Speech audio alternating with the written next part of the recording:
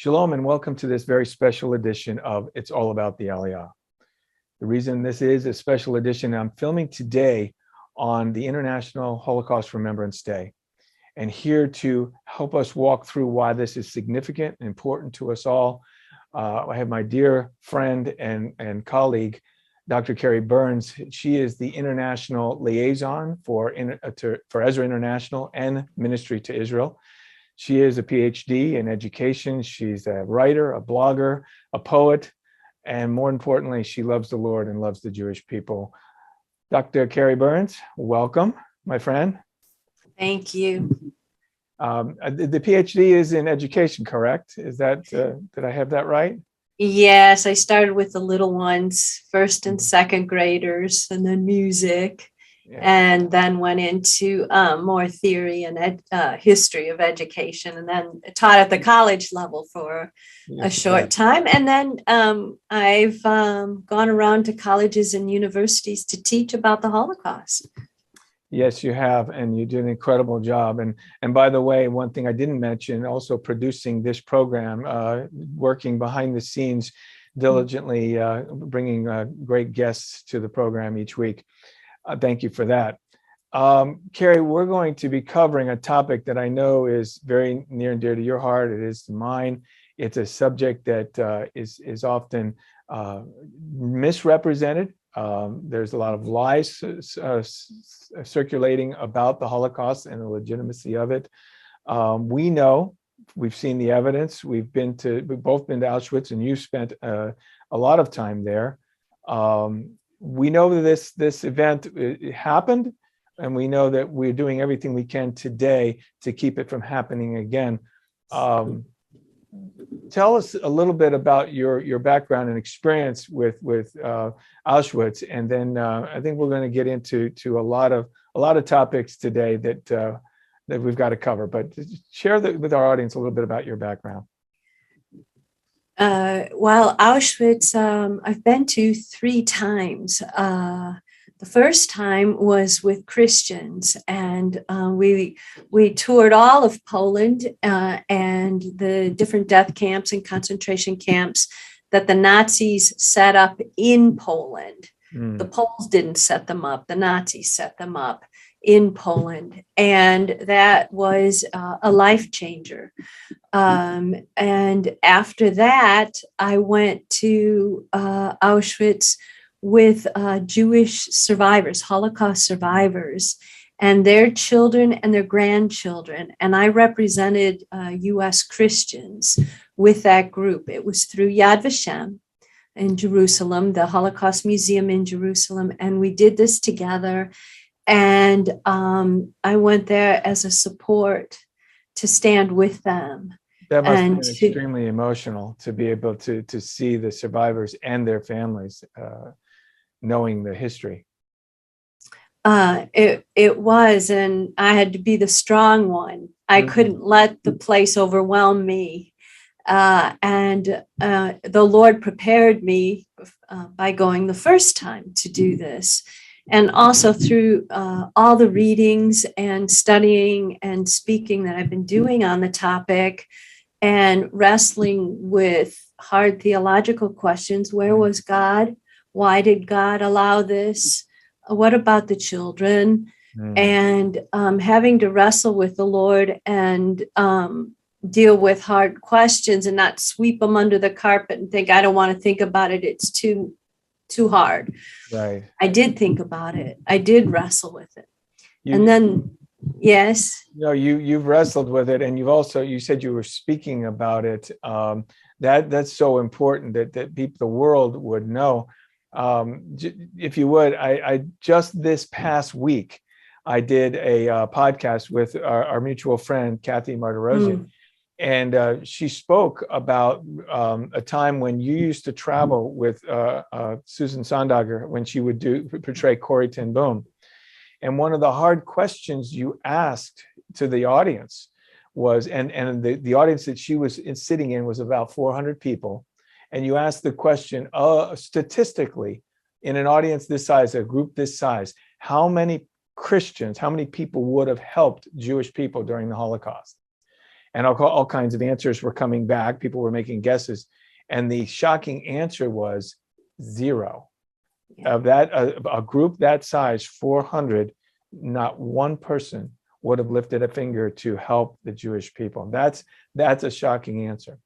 It is. And when I was studying at Yad Vashem at the Holocaust Museum in Jerusalem with a intensive course on the Holocaust for a month, morning, noon, and night,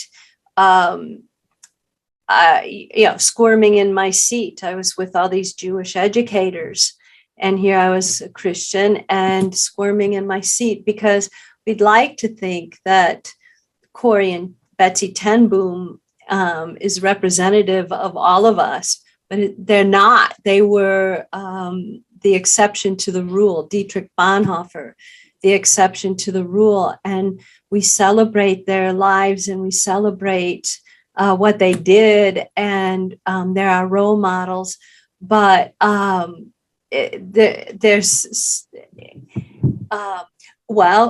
learned in the course that the biggest factor, the researchers have found that the biggest factor in rescuing Jewish people, helping Jewish people in World War II, was not that they were a Christian, but that they knew they had Jewish friends, that they knew Jews. So the friends would show up at the door. Yeah. And then in a split second, do I let them in or do I not? That's great, I read that in Dietrich Bonhoeffer's story. That was very true in his life. And he stood out. Although most of his peers, as a former pastor, most of his pastor friends and peers were making the goose stepping along with the Germans when he made that decision. And I think it's partly the reason is because the Jews were so dehumanized. And yet, if you had a friend who was Jewish, you could see through that dehumanization process that happened in Europe and by the Nazis. Yeah, they made them into what they said they were. Yeah. They said they were vermin. And that by the end, when the Jews were in the ghetto and suffering and starving and vermin were crawling all over them, they did seem like something alien and awful. So they made them into what they said they were. There's it's no coincidence that they used bug killer gas to expedite the process of slaughtering all of these people, because they really did think they were vermin and needed to be exterminated with bug killer. It's horrific. It's horrific. We're up against the break, Carrie. We're going to pause right here, and when we come back, we'll continue our discussion. We'll be right back.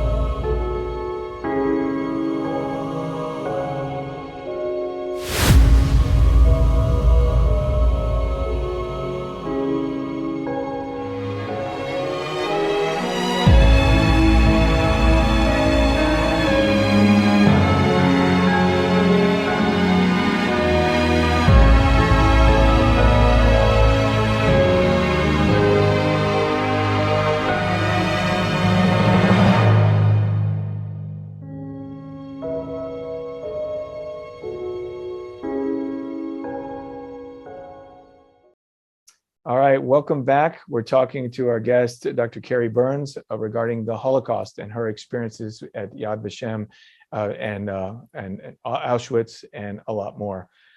Carrie, speaking of Yad Vashem, when I visit there, one of the placards that jumps out at me and it always makes an impression, and I've spoken to our tour groups regarding this topic, is one of the early rooms as you walk through has a placard regarding the Christian culpability in the Holocaust. And it hurts me to the core. I mean, my heart aches when I see that, and it is true, unfortunately. And I want to scream out, but there are those of us who don't feel that way. And, I know many Christians have tried to repent for the sins of the past. I don't think really that's our role anymore. I mean, the repentance is done. We have to be different. We have to move on and to do something in our generation to make a difference. Don't you agree? I do agree. And it does make one wince when, we're followers of a Jewish rabbi who lived in the land of Israel, who was given to us by the God of Israel.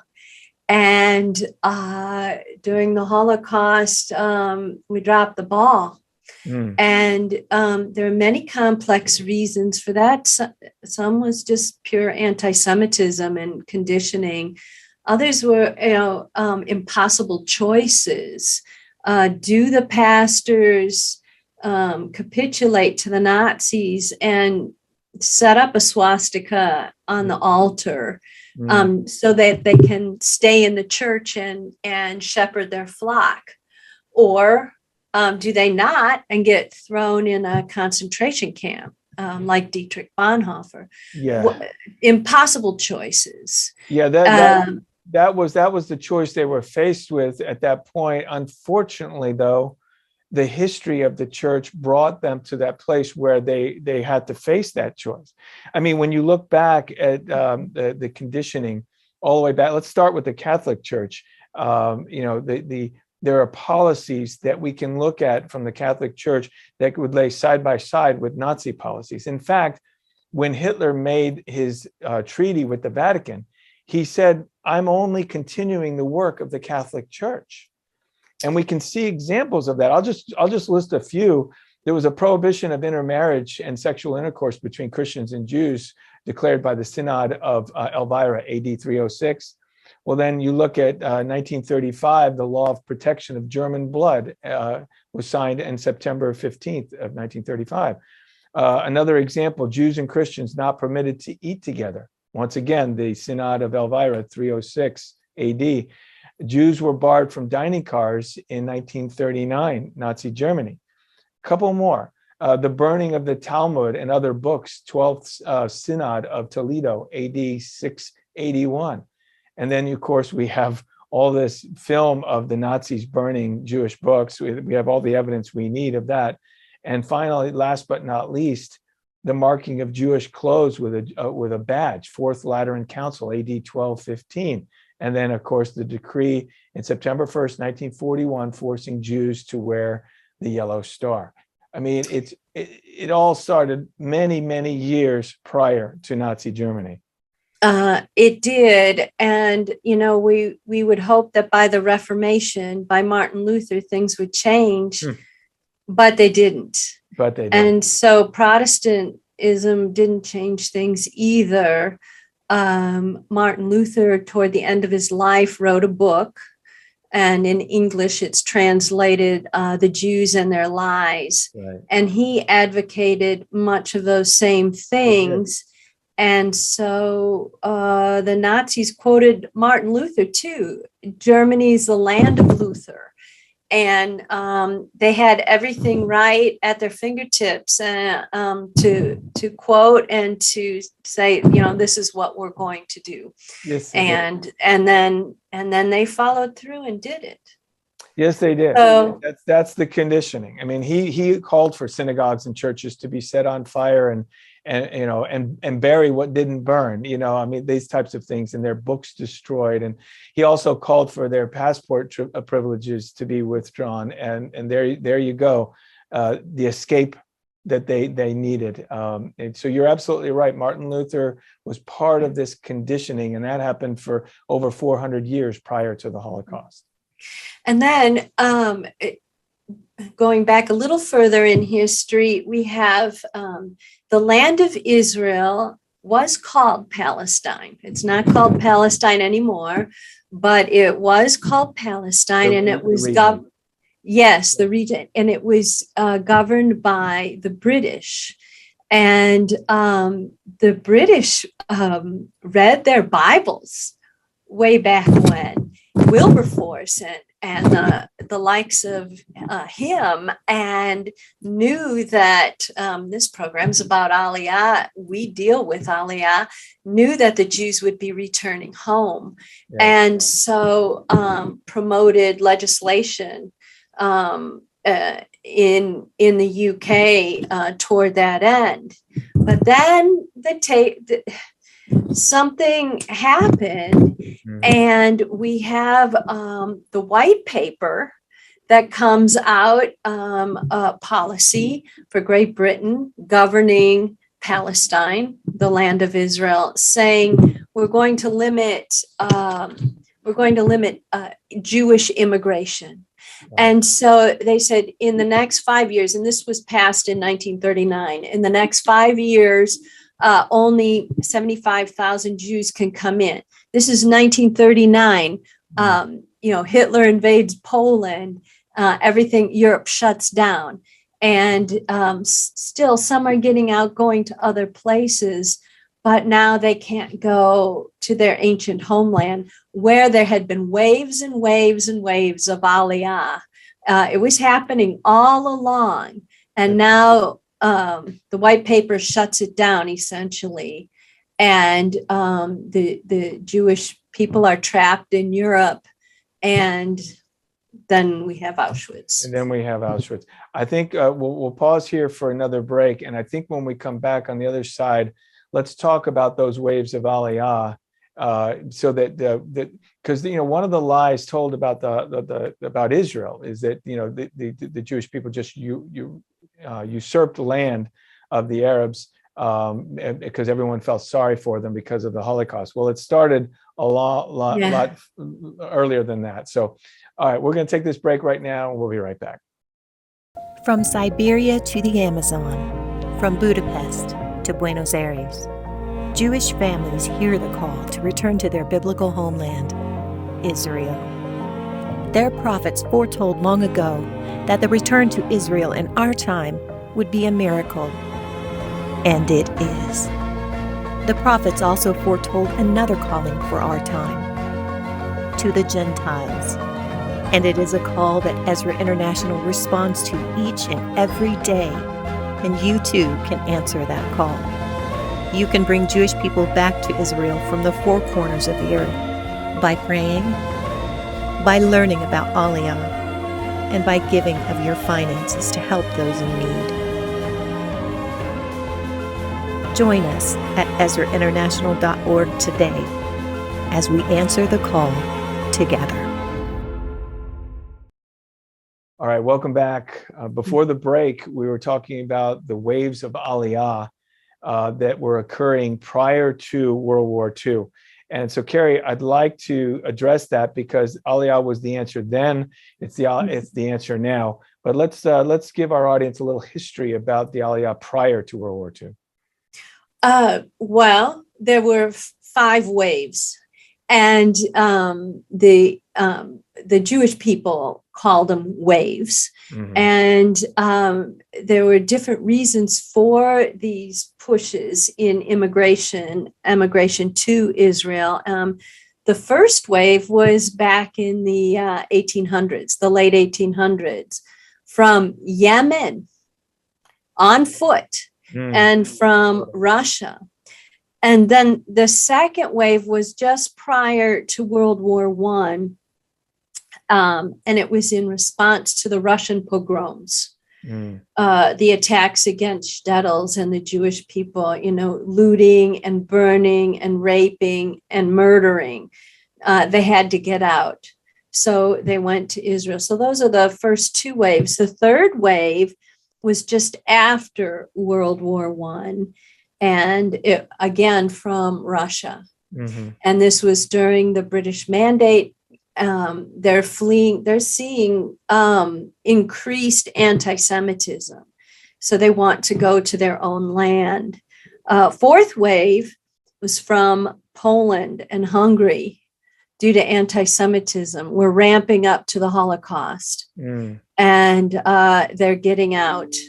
And then finally, the fifth wave, prior to the Holocaust and kind of at the very beginning of what we call the Holocaust era, the fifth wave, they were getting out of Europe. And then, boom, the white paper shuts it down, essentially. So, it's tragic because there was a way of escape, and I think this was the beginning of the end of the British Empire when they shut down the escape route for the Jewish people. Yeah. So the Aliyah was so important. Of course, Aliyah means going up. It means ascending, and ascending out of the violence, ascending to God, ascending out of a place where you're hated, and going to your ancient homeland. And so it's happening today. I mean, right now, our hearts are going out to our Jewish friends in the Ukraine and Belarus and places like that, hot spots. We got to get them out. You're absolutely right. That's where my audience, if they've watched this show for any length of time, have heard me say that we have to make never again a reality and not just a slogan. And because this is an ancient hatred, because it has gone on for thousands of years, and we're still living that reality, that Jewish people, a lot of people want to say, oh, the Holocaust is in the past, it's never going to happen again. But the reality is that thousands, tens of thousands of Jewish people are living in notoriously anti-Semitic countries. And they're facing anti-Semitism, persecution, and the threat of war. As you mentioned, Ukraine, Belarus, we've seen it happen in Georgia. The potential is in other of the former Soviet Union states, because we don't know the full extent of what Vladimir Putin's desires are. But we've seen it. You and I have seen this. If you look at the reports we get each month, we've seen the increase of Aliyah from Russia. Ukraine for close to the 25 years, we've been there over 25 years now, led the way in Aliyah with our organization. Russia has surpassed Ukraine in a number of months recently.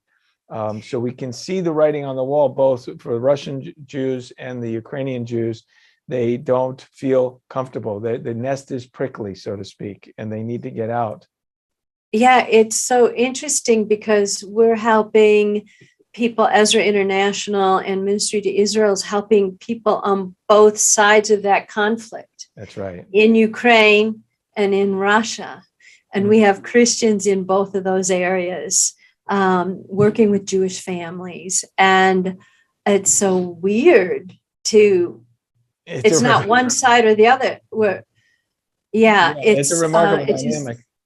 It's the reality. But, Danny Dayan is the chairman of Yad Vashem, the Holocaust Museum and Memorial in Jerusalem. Excuse me. And he said, about today, this is the day that we're recording this program on Holocaust Remembrance Day. He says, I call upon all people when they wake up on January 27th, don't make it a regular day. Make it a day of reflection, a day of prayer, a day of faith, a day of solidarity with the victims, with the Jewish people, and with the state of Israel, and a day to combat anti-Semitism. Amen. Amen. That's so, I feel so strongly and so good about the fact that we're filming this today, because we're pausing, we're reflecting, and I believe we're also offering solutions, and our audience can be involved in those solutions. You mentioned the dynamic of Russia and Ukraine. One of the places where that came in was so important for us to be in both Russia and Ukraine was when the Crimea switched hands in 2014. overnight, the Jewish people that we were helping there get out of Ukraine, because they were in Crimea, suddenly found themselves under the authority of Russia and no longer Ukrainian citizens. Therefore, we had to get them passports, Russian passports, to get them out of Crimea and home to Israel. But because we were set up in both countries, we were able to do that. And it's a remarkable testimony to how God works, regardless of the political dynamic.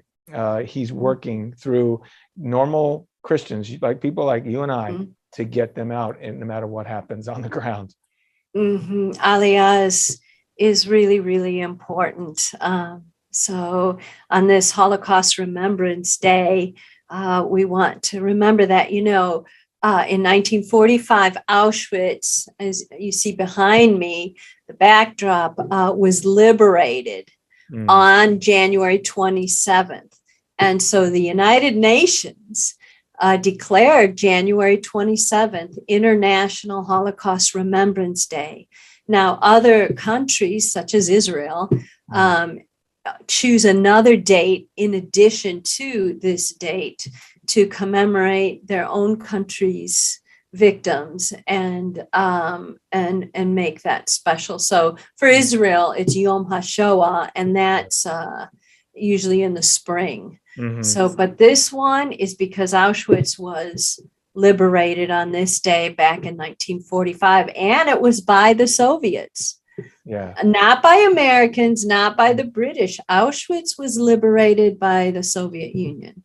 Once again, an interesting dynamic, in truth. There's so much more we need to explore, Carrie, and I'd love to. We're going to do another program here. We're going to do a part 2, because I'd love to hear more about your experiences working at Auschwitz. Something that I find remarkable, and I think we'll have to talk about that in our next program. In fact, we'll start with that one in the next program. So, to our audience, I hope you've enjoyed this reflection, and we're going to continue in part 2. Come back for the next episode.